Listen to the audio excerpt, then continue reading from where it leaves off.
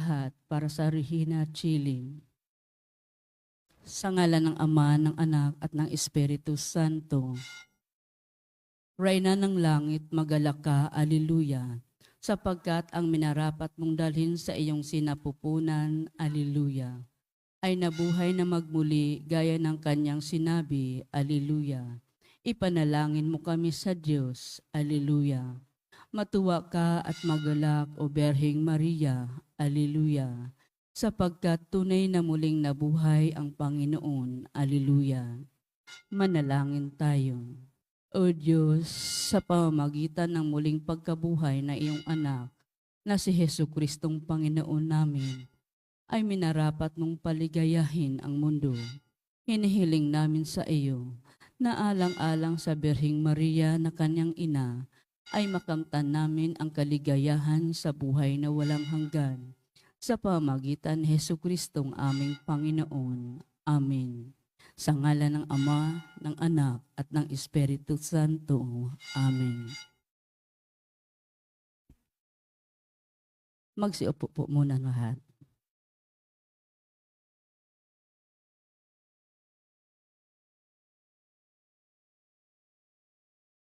At ang muno po sa ating banal na pagdiriwa ngayon, ang ating pong bisitang pare, Reverend Father Brian Siblos.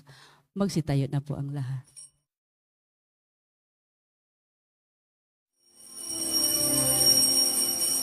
Hallelujah, hallelujah, hallelujah,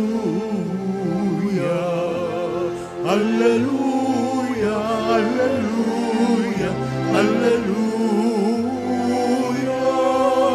Ang Panginoon ko, siya ang nagwagi, kamatayan ay nagapi, pag-asang buhay siyang handog na tangi. Hallelujah, hallelujah, hallelujah, hallelujah, hallelujah, hallelujah.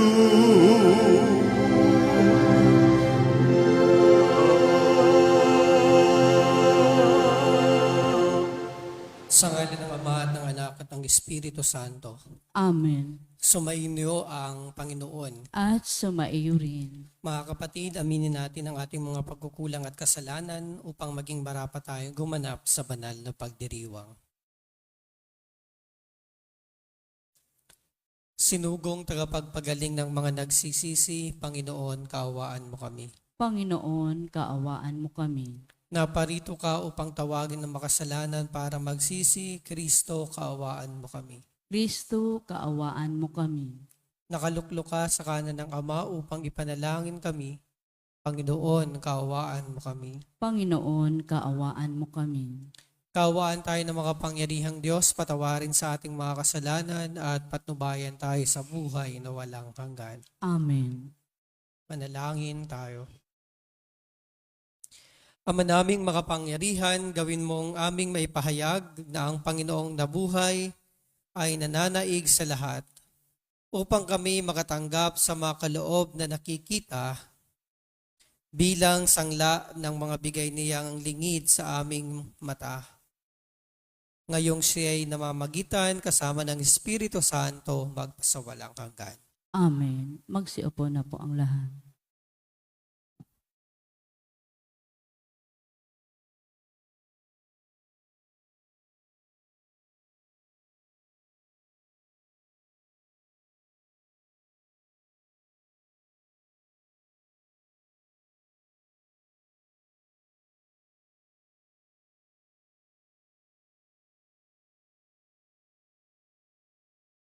Pagbasa mula sa mga gawa ng mga apostol.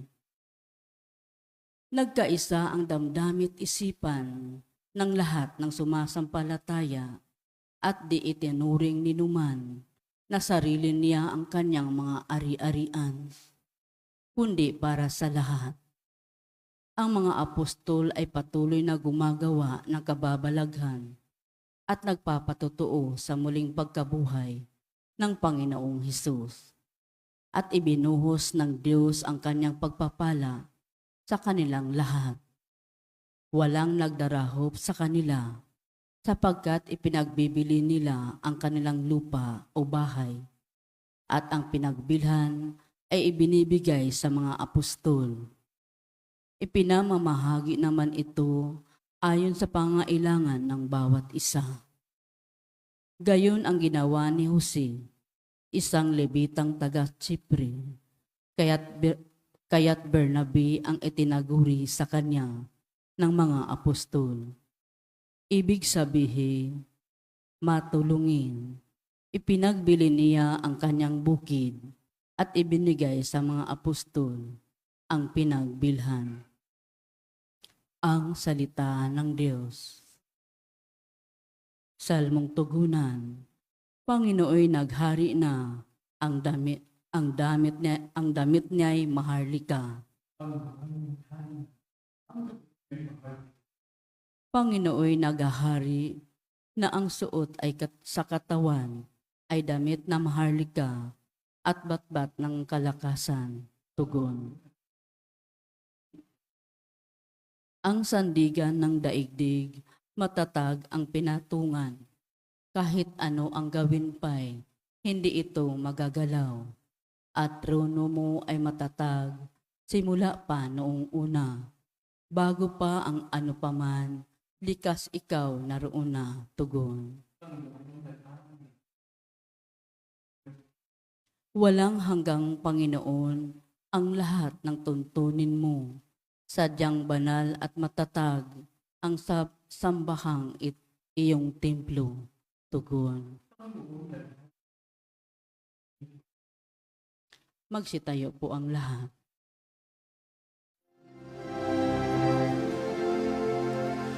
Hallelujah, hallelujah, hallelujah, hallelujah, hallelujah. Purihin ang Diyos, hallelujah.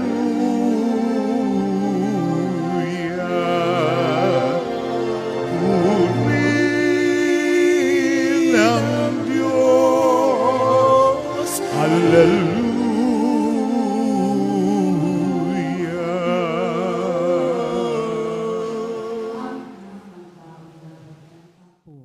At itaas upang lahat ay maligtas. Sumainyo ang Panginoon. At sumaiyo rin. Ang mabuting balita ng Panginoon ayon kay San Juan. Papuri sa iyo, Panginoon. Noong panahong iyon, sinabi ni Jesus kay Nicodemo, "Huwag kayong magtaka sa sinabi ko sa inyo. Lahat ay kailangang ipanganak na muli. Umiihip ang hangin kung saan ibig at narinig ninyo ang ugong nito. Ngunit hindi ninyo alam kung saan nanggagaling at kung saan napaparoon. Gayon din ang bawat ipinanganak sa Espiritu." "Paano kung mangyayari ito?" tanong Nicodemo. Sumagot si Jesus, Guro pa naman kayo sa Israel at hindi ninyo nauunawaan ang mga bagay na ito. Tandaan ninyo, ang aming nalalaman ang sinasabi namin at ang aming nasaksihan ang pinatototohanan namin. Ngunit hindi ninyo tinatanggap ang aming patotoo. Kung hindi ninyo pinaniniwalaan ang sinasabi ko tungkol sa mga bagay sa sanlibutan ito, paano ninyo paniniwalaan kung ang sabihin ko'y tungkol sa mga alagad, sa mga bagay sa langit? Walang umaakyat sa langit, kundi ang bumaba mula sa langit, ang anak ng tao. At kung paanong itinaas ni Moises ang ahas doon sa ilang, gayon din naman kailangang itaas ang anak ng tao upang ang sino mang sumasampalataya sa kanya ay magkaroon ng buhay na walang hanggan. Mga minamahal na kapatid, ang mabuting balita ng Panginoon. Pinupuri ka namin, Panginoong Heso Kristo. Magsiupo na po ang lahat. Magandang umaga at magandang buhay po sa ating lahat. Happy Easter po sa inyo. Napakinggan po natin sa Ebanghelyo natin ngayon, mga kapatid, ang dialogue sa pagitan ng ating Panginoong Jesucristo at ni Nicodemo. Sino po ba si Nicodemo? Si Nicodemo po ay miyembro ng council ng religious leaders ng mga Hudyo. Ibig sabihin, may posisyon itong si Nicodemo sa mga leader ng mga Hudyo, kabilang siya sa mga kinikilala at tinitingalang religious leader ng mga Hudyo. At ito pong si Nicodemo ay isa rin sa mga humahanga at tagasunod ng ating Panginoong Hesukristo. Subalit, kumpara sa ibang mga tagasunod, itong si Nicodemo ay sumusunod ng lihim. Kaya nga kapag siya ay pumupunta kay Jesus, pumupunta siya tuwing gabi, hindi kapag araw. Bakit si Nicodemo ay sumusunod ng lihim at gabi pupunta kay Jesus? Hindi katulad noong mga ibang tao na maghapon na sumusunod sa kanya. Talagang sumusunod. Kasi po, katulad ng nabanggit ko, membro po siya ng council ng religious leaders, si Nicodemo. At ayaw niyang masalang-alang ang kanyang posisyon nang dahil sa pagsunod niya sa ating Panginoon. Hindi naman siguro nahihiya si Nicodemo na malaman ng mga kasamahan niya na siya ay naniniwala at sumusunod kay Jesus. Siguro siya ay natatakot. Natatakot na malaman dahil kapag nalaman, baka ito ay maging dahilan ng kanyang masamang imahe at kalaunan ay baka mawala siya sa konseho ng mga religious leaders. So, Nicodemus was silently following Jesus, and he often go to Jesus at night, tuwing gabi. Mga minamahal na kapatid, katulad po ni Nicodemo, bilang mga Kristiyano ng muling pagkabuhay, sana ay patuloy din tayong sumampalataya at maniwala sa biyaya ng Diyos na muling nabuhay. Ngunit hindi katulad ni Nicodemo, sana hindi ito maging lihim. Sana ipagsigawan natin yung ating pananampalataya. Sana hindi natin ito ikatakot o ikahiya. No? Maraming mga Katoliko ang nagdarasal naman sa bahay bago kumain. Pero kapag kumakain sa mga malls, sa mga fast food, sa restaurant, hindi makapagdasal. Bakit? Kasi nahihiyang makita na siya ay nagdarasal. Maraming mga Kristiyano, Katoliko, ang personal namang nananalangin sa Diyos at may personal na pananampalataya. Ngunit kapag kasama ang mga kaibigan, lalo na yung mga kaibigan na matamlay sa pananampalataya at hindi practicing, nahihiyang sabihin na siya'y laging nagdarasal. Ang paanyaya po sa atin ng pagdiriwang ng banal na misang ito, lumalim tayo sa ating pananampalataya at huwag nawa nating ikahiya, ikatakot, at gawing lihim ang ating pananampalataya. Let us be proud that we are Catholics, that we are Christians. No? Ipahayag natin sa pamamagitan ng ating salita, lalong higit ng ating magawa, na tayo'y sumasampalataya sa Diyos. Amen.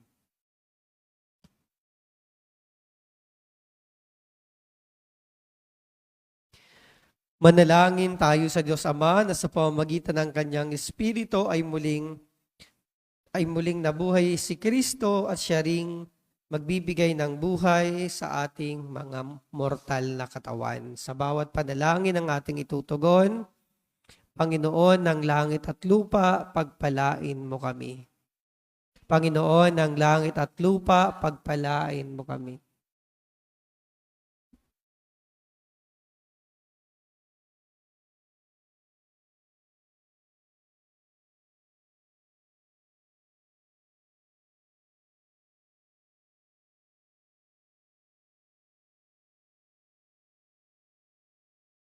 Ang mga ginagawaran ng katungkulan naway pukawin ng Espiritu sa pagtupad ng kanilang pamumuno ayon sa diwa ng pag-ibig at paglilingkod.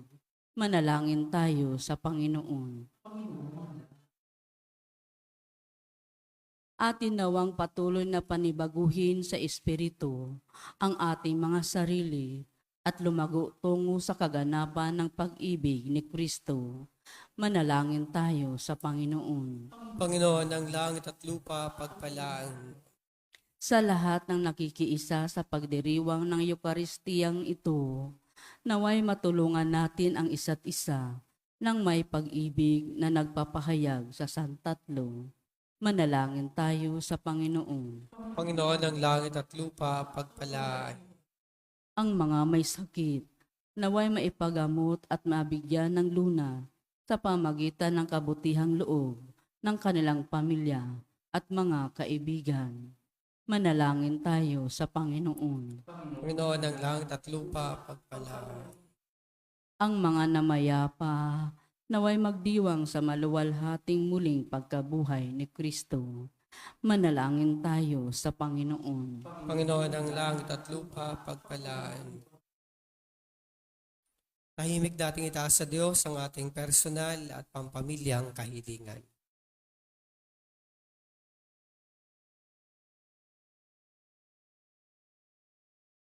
Ang lahat ng ito po, Ama, ay aming samot dalangin sa ngalan ni Kristo ang aming Panginoon. Amen.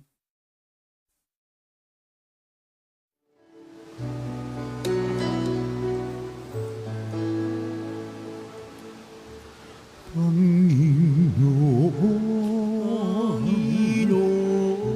aming alay, itong anak at tinapay sa altar mo.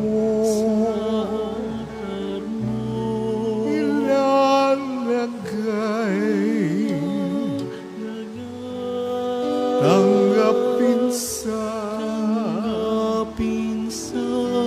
iyong kamay.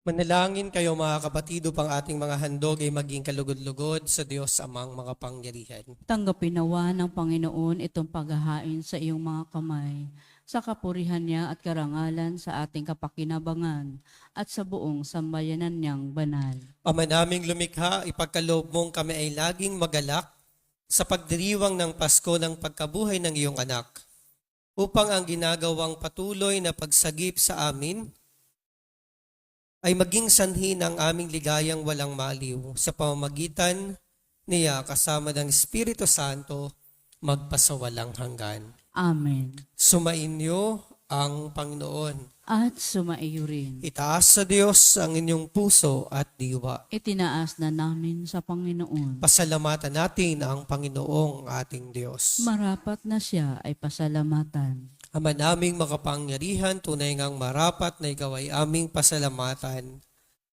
Ngayong ipinagdiriwang ang paghahain ng Mesiyas, ang maamong tupa na tumubos sa aming lahat.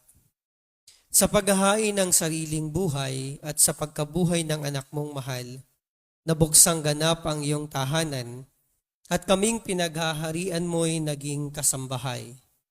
Sa pagkamatay niya sa krus, nalupig ang kamatayan. Sa kanyang pagkabuhay, naging buhay siya ng tanan. Kaya kaisa ng mga anghel na nagsisiawit ng papuri sa iyo, nang walang humpay sa kalangitan, kami ay nagbubunyi sa iyong kadakilaan. Santo, Santo, Santo, Panginoong Diyos na makapangyarihan, napupuno ang langit at lupa ng kadakilaan mo. Hosana sa kaitaasan. Pinagpala ang naparirito sa ngalan ng Panginoon. Hosana sa kaitaasan. Magsiluhod po ang lahat. Ama naming banal, ikaw ang bukal ng tanang kabanalan. Kaya't sa pamamagitan ng iyong Espiritu, gawin mong banal ang mga kaloob na ito, upang para sa amin maging katawan at dugo ng aming Panginoong Hesukristo. Bago niya pinagtiis ang kusang loob na maging handog, hinawakan niya ang tinapay. Pinasalamatan kaniya, pinaghati-hati niya iyon, iniabot sa kanyang mga alagad at sinabi, "Tanggapin ninyong lahat ito at kanin, ito ang aking katawan na ihahandog para sa inyo."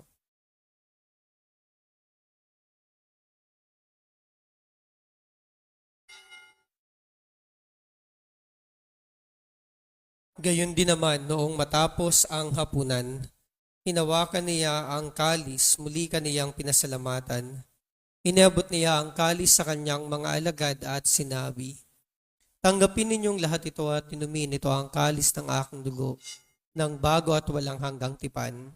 Ang aking dugo na ibubuhos para sa inyo at para sa lahat sa ikapagpapatawad ng mga kasalanan. Gawin ninyo ito sa pag-alala sa akin."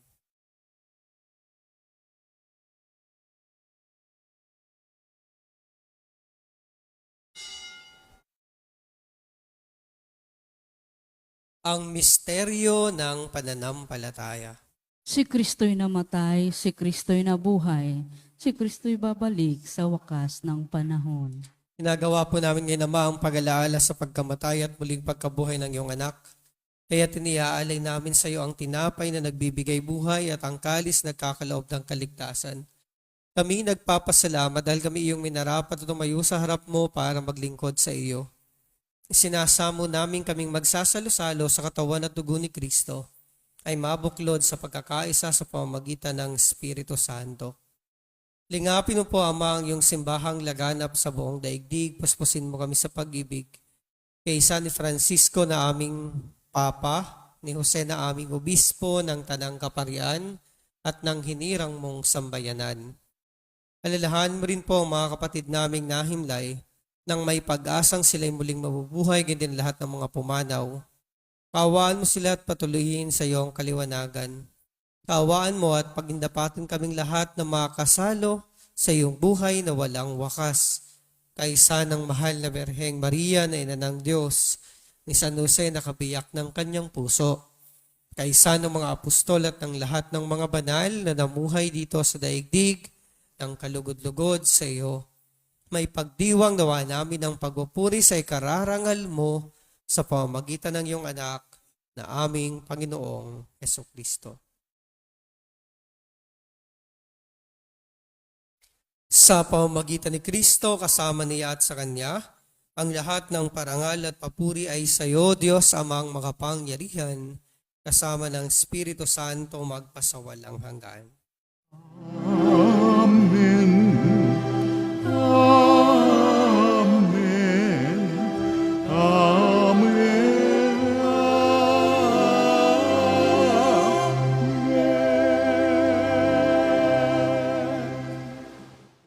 Buong pananalig nating dasalin ang panalangin ng mga anak ng Diyos.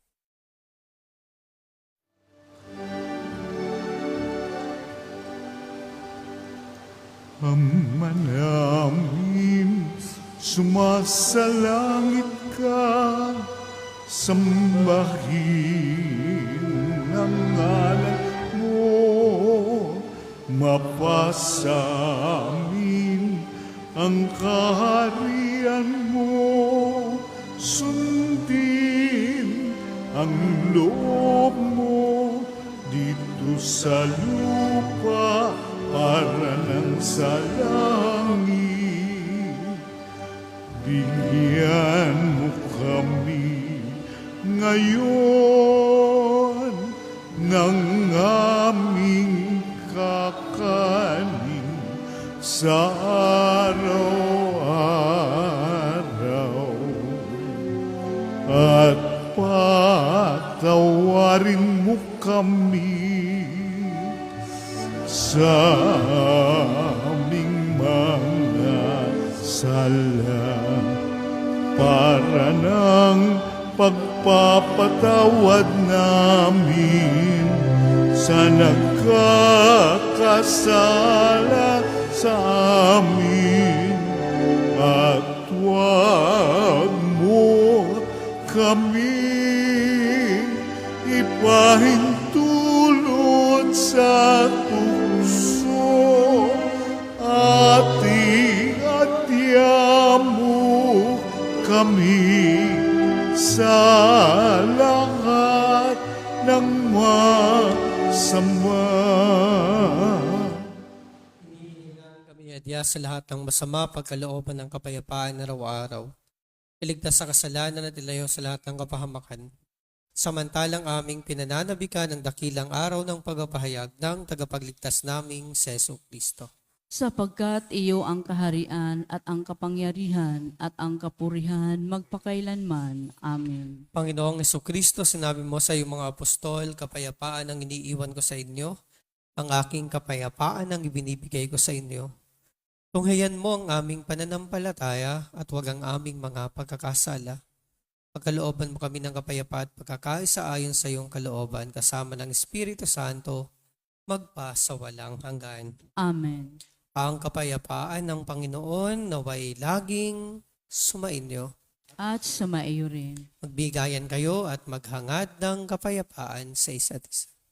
Peace be with you. Kapayapaan po sa ating lahat. Peace be with you.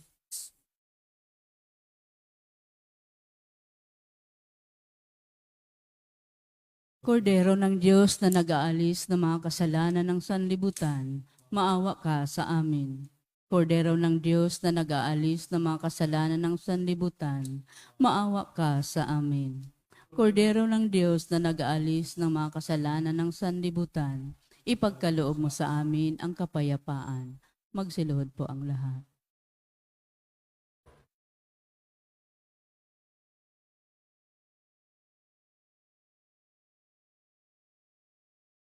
Mga kapatid, masan natin si Jesus ang kordero ng Diyos.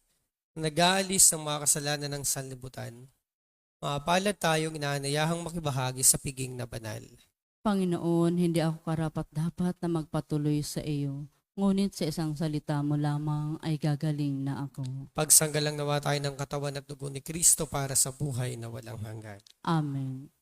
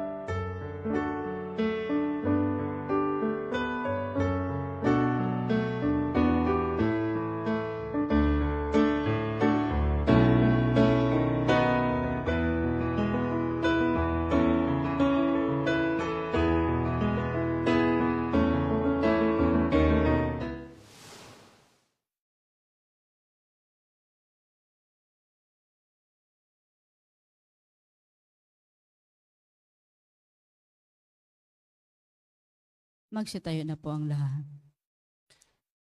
Kailangang pagtiisan ni Kristo ang kahirapan, saka dapat siyang mabuhay ng kalulahati ay kamtan. Manalangin tayo.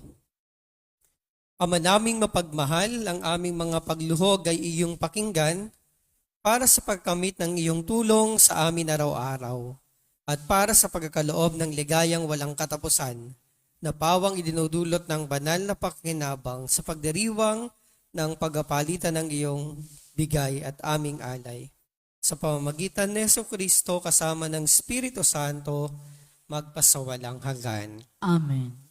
Sumainyo ang Panginoon. At sumaiyo rin. Naway ingat at pagpalain kayo ng isang mapagmahal at makapangyarihang Diyos, Ama at Anak at Espiritu Santo. Amen. Ang ating banal na misa ay atin ang naipagdiwang, humayo kayong taglay ang pag-ibig at kapayapaan ng Diyos na muling nabuhay. Alleluia, Alleluia. Salamat sa Diyos. Alleluia, Alleluia.